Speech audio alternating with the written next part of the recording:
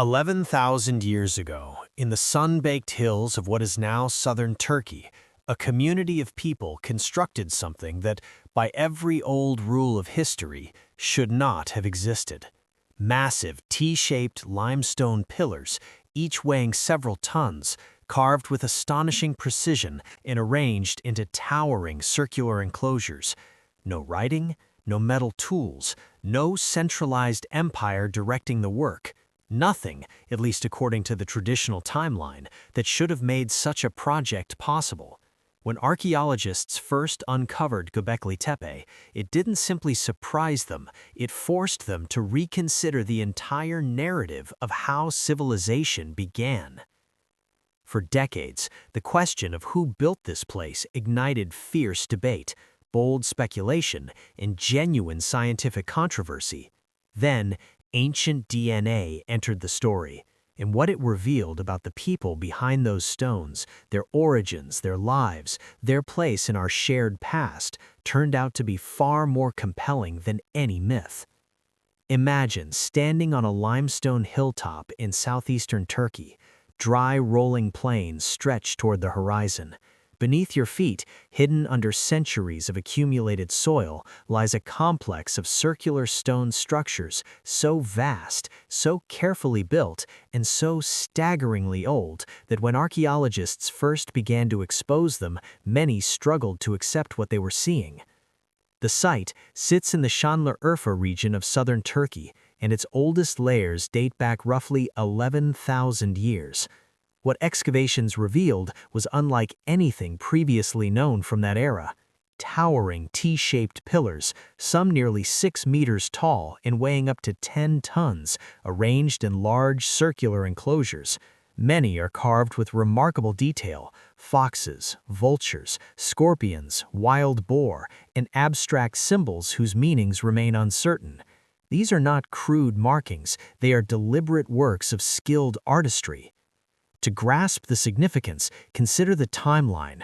Stonehenge was built around 5,000 years ago, the Great Pyramids of Giza around 4,500 years ago. Göbekli Tepe predates both by thousands of years. When these pillars were raised, the domestication of wheat and barley was only beginning. Pottery had not yet been invented. The wheel was still millennia away. By conventional definitions of civilization, the people who built this site were not supposed to be capable of building it. When German archaeologist Klaus Schmidt began systematic excavations in the 1990s, he proposed a theory that immediately captured global attention. The builders, he argued, were semi-nomadic hunter-gatherers. They did not live permanently at the site, but gathered seasonally for ritual purposes. During those gatherings, they carried out the monumental labor of quarrying, transporting, and erecting the pillars. Schmidt interpreted the structures as temples, sacred spaces, and advanced a provocative idea: organized religion preceded agriculture. The temple came before the farm. That claim challenged one of archaeology's most deeply rooted assumptions, that agricultural surplus enables social complexity, which in turn enables monumental architecture and religious institutions. Schmidt suggested the reverse, that the desire to build something sacred may have been what drove people toward agriculture in the first place. But as decades of excavation continued, the picture grew more complex. The hunter-gatherer model, compelling as it was, did not fully align with all the evidence emerging from the soil. And then came something Schmidt never had the chance to see: ancient DNA. Before science could answer who built Göbekli Tepe, imagination filled the gap.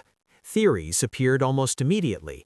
Some argued the site's scale proved that ordinary Stone Age humans could not have been responsible. The builders must have had help.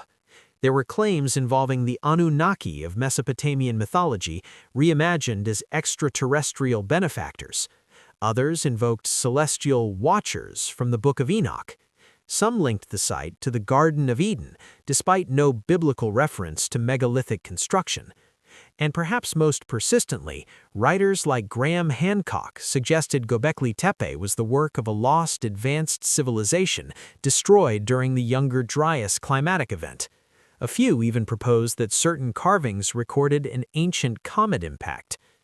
What these theories share is a single assumption that the people of 11,000 years ago were not capable of this achievement on their own.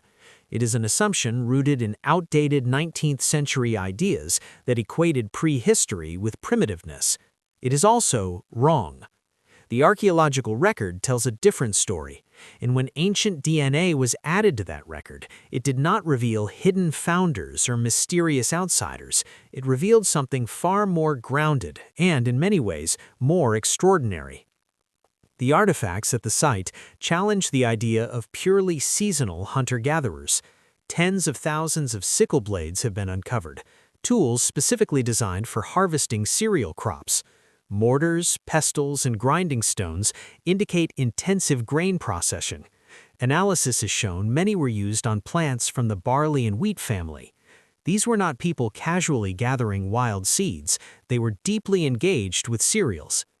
Animal remains tell a similar story. Large numbers of wild sheep bones show early signs of management, a step toward domestication. The architecture itself suggests permanence. Smaller structures resemble houses. The large enclosures were likely roofed. When compared with other early Neolithic villages, Göbekli Tepe fits the broader pattern of communities transitioning from foraging to farming.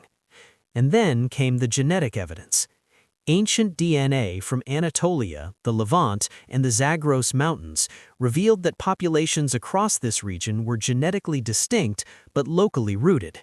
The Anatolian lineage associated with Göbekli Tepe shows no trace of some vanished advanced civilization, no ghost population, no mysterious external ancestry. The builders were the descendants of people who had lived in the region for thousands of years. As agriculture spread westward, these Anatolian farmers moved with it. Their genetic signature spread into Europe. Modern European populations carry a substantial portion of ancestry from this group. The people who raised those pillars are not an isolated mystery, they are among the ancestors of millions alive today. The DNA also supports the archaeological picture of gradual transition. These were not instant farmers, they were communities in the midst of change, harvesting wild cereals, managing animals, experimenting with cultivation. The genetic patterns reflect continuity in development, not replacement. Lost civilization theories often carry an unspoken message: ancient people were incapable. But the record of late Pleistocene and early Holocene humanity contradicts that view. These were skilled toolmakers, capable hunters of large game, builders of watercraft, navigators of open seas. The first Australians crossed vast ocean stretches tens of thousands of years ago. Mesolithic peoples sailed the Mediterranean to source obsidian and fish deep-water species. The engineering of Göbekli Tepe fits within that broader human capability. Ethnographic parallels show that communities without modern machinery can move massive stones through coordinated labor and knowledge. Calculations of the manpower required suggest the project was demanding but entirely achievable for a settled community of a few hundred people.